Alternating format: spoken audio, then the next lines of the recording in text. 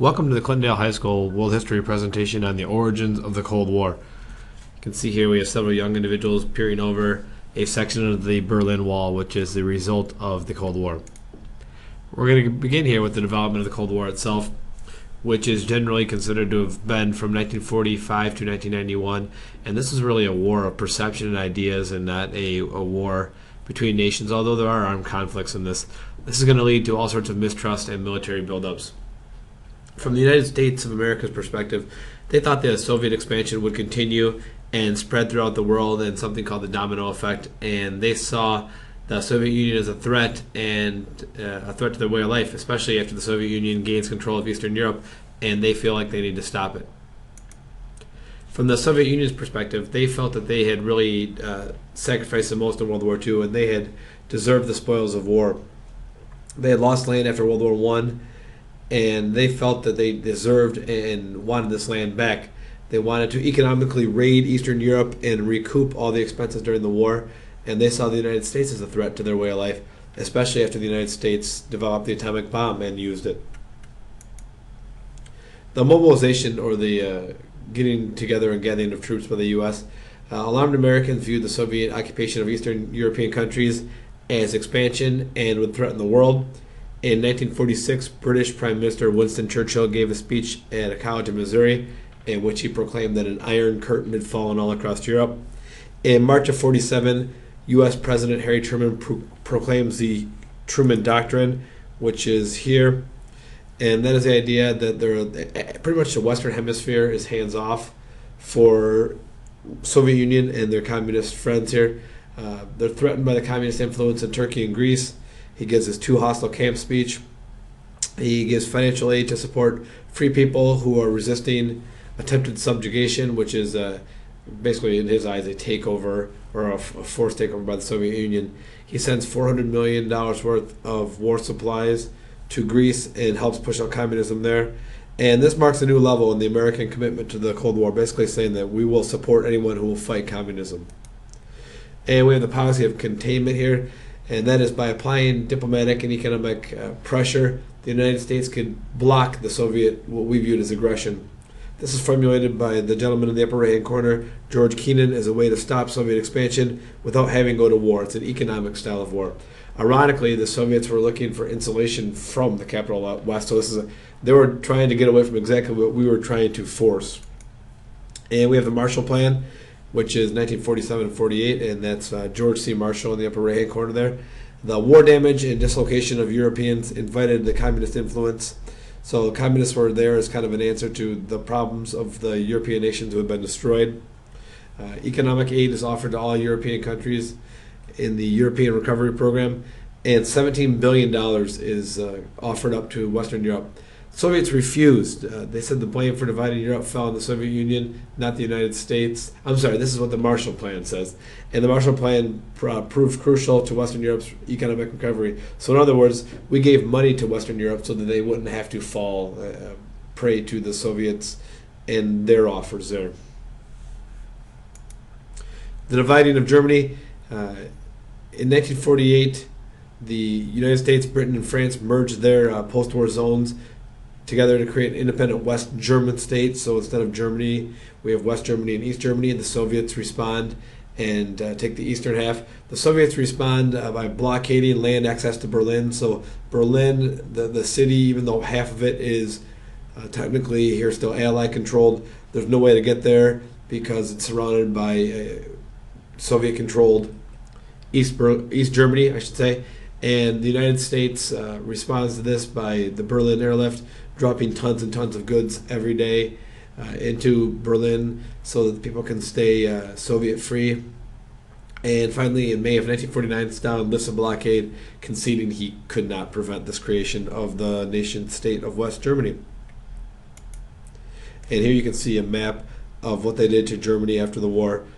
You have East Germany and then West Germany here. And then the capital of Berlin, which was also split in half. So even if you're in Berlin, you're surrounded by East Germany. You have NATO here and the Warsaw Pact, and these are dueling groups that are going to, basically allied groups to fight each other off. Stalin and the East create the Warsaw Pact, and Truman and the West create the NATO, North Atlantic Treaty Organization. And these are basically the same kind of things that got them into trouble in World War I, where you have allies. And I'll let you go through this. I'm not going to read this all for you. And here you can see the NATO countries and the Warsaw Pact countries in blue and in red.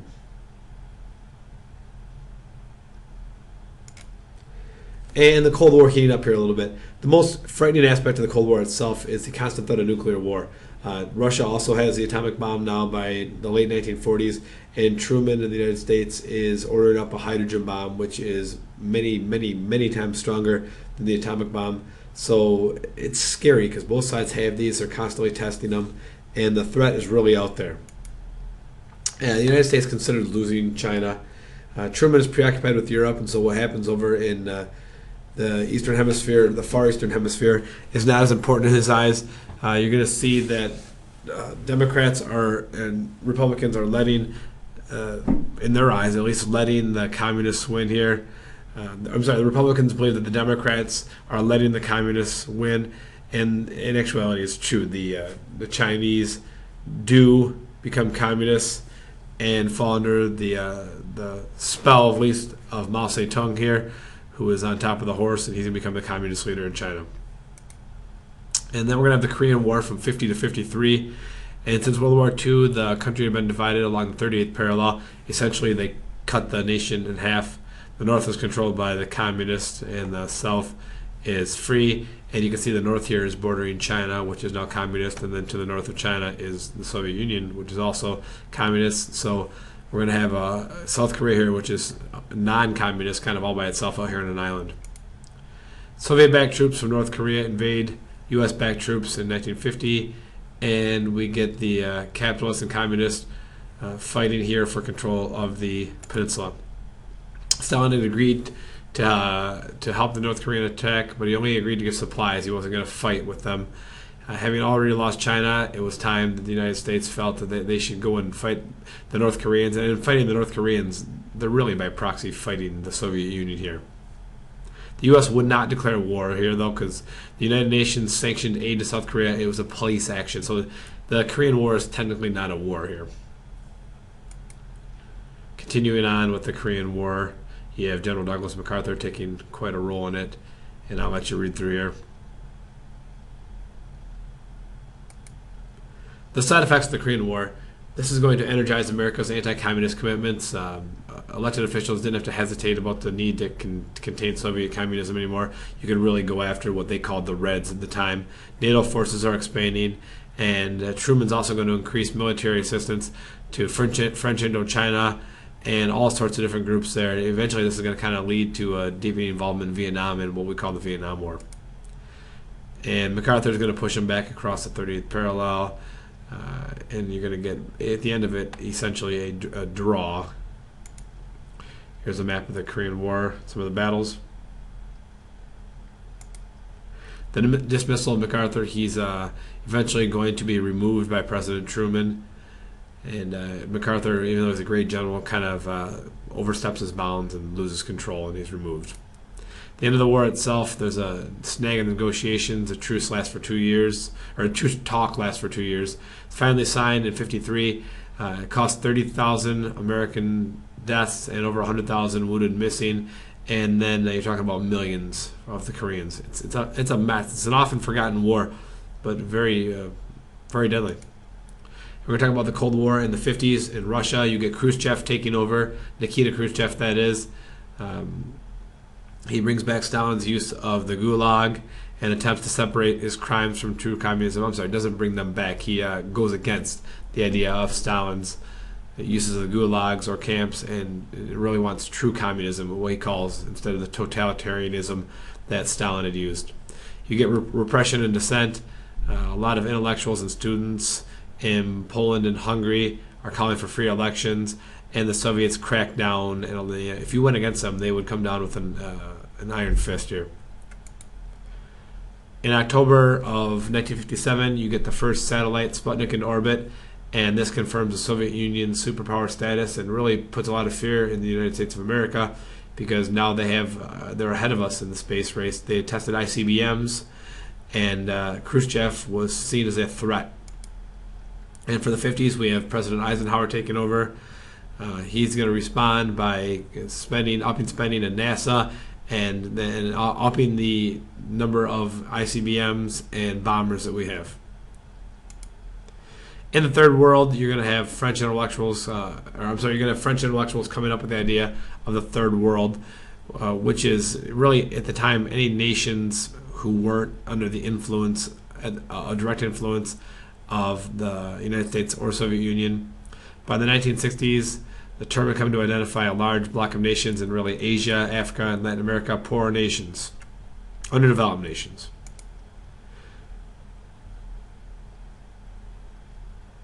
Because of the debt and dependency in these nations, they're really easy prey for the United States and Soviet Union's influence, and it's almost like another wave of imperialism, as we discussed earlier this semester. Cold War in the 60s, it's what's called a peaceful coexistence. It's not really peaceful. I mean, they're standing basically face to face, pointing guns at each other. That is the United States and Soviet Union, but there are really no wars in the early 60s here. U-2 spy plane is shot down by Soviets in the 60s. You're going to have the Berlin Wall being put up in Berlin, and the Cuban Missile Crisis in 62. So even though there's no full-fledged wars, there is extreme tension. Here are your discussion questions. I have 1, 2, 3, 4 of them, as well as a video link, a hyperlink here that we can click on, which will take you to a video.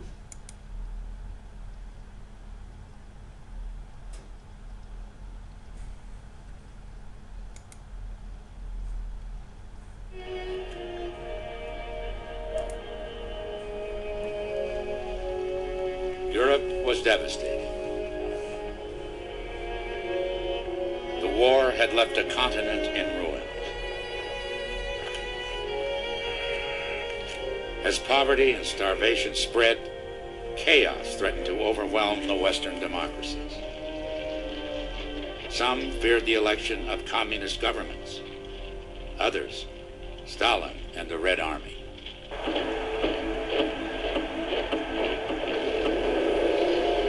When the war ended, the president, like most Americans, had clung to the hope that Stalin would not impose communism on Eastern Europe. But Truman's optimism dwindled as he saw Poland, Romania, Yugoslavia, Bulgaria, East Germany fall behind a communist Iron Curtain. I think at this point, Truman begins to see Stalin as an expansionist dictator and believe that the only thing that the Soviets understand, as he says, is strength, not negotiations. The turning point came in Greece and Turkey. In a civil war in Greece, Greek communists threatened to topple the monarchy. In Turkey, the Soviet Union was demanding control of the strategic Dardanelles Straits. Two local conflicts would become the catalyst for a worldwide struggle against communism.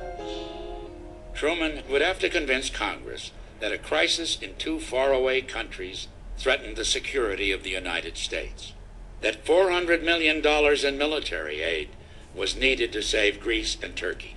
Truman had to go to this Republican Congress that had gotten into power in the elections of 1946 by promising to cut taxes and to cut aid overseas and get $400 million. The question was, how did you do this?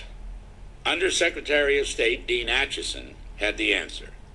What Acheson said was, if the Soviets could win in Greece and in Turkey, then there would be Soviet pressure on Italy, there would be pressure on Western Europe, and pretty soon the United States would be standing alone.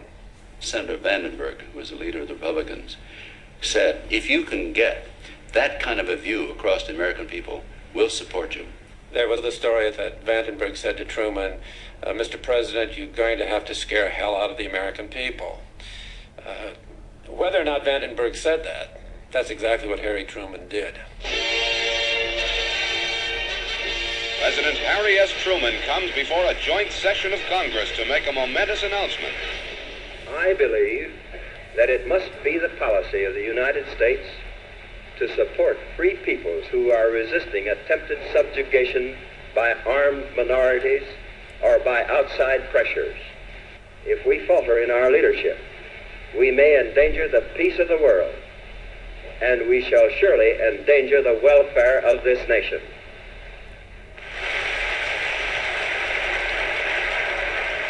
Truman, the Midwestern politician, understood exactly how you sell these kinds of things to the American people, because what he did was to give a definition to the world that Americans could understand and which they could become committed to. Because what Truman said was, the world is essentially now divided in two. On one side are the totalitarian and the enslaved peoples. On the other side are the free peoples. He then looked at the Republicans and said, which side are you on? If you are on the side of the free peoples, give me the $400 million. That put the Republicans in a terrible position, which is exactly, of course, what Acheson and Truman had in mind. And Truman got his $400 million. And earlier in the presentation, I had mentioned that the Truman Doctrine was primarily in the Western Hemisphere, which is incorrect. And I hope you caught that. If you've gone along and you've gone this far into the video now, you've listened to it, there's going to be several errors I'm going to be putting through these on purpose. And my intent is that you are to catch these and be able to put those in there. So after you answer those 4 questions, I would like you to put number 5 and put that as the fact that you watched the entire video, that you've now caught this. And please fix the fact that the Truman Doctrine was not just the Western Hemisphere, but anyone that would fight against the communists. Within a matter of weeks. President Truman signs the bill for $400 million aid to Greece and Turkey. The president had committed Americans to a battle against communism all across the world. The policy became known as the Truman Doctrine. I wondered how far-reaching this was going to be. What does it really mean? This is a sweeping decision, asking for an open-ended faith in a policy of protecting the free people and bringing freedom where it didn't exist. And it was awfully hard to know exactly where those limits were. The president would resist communist aggression abroad. He had issued a declaration of Cold War. I think Truman's great contribution to American politics was to figure out how to get Americans to commit themselves to a war which was cold rather than hot, a war which had not been declared, a war which is extremely complex, and yet which Truman defined as a rather simple war between the enslaved and the free peoples. The Cold War had begun, and it would last for the next half-century.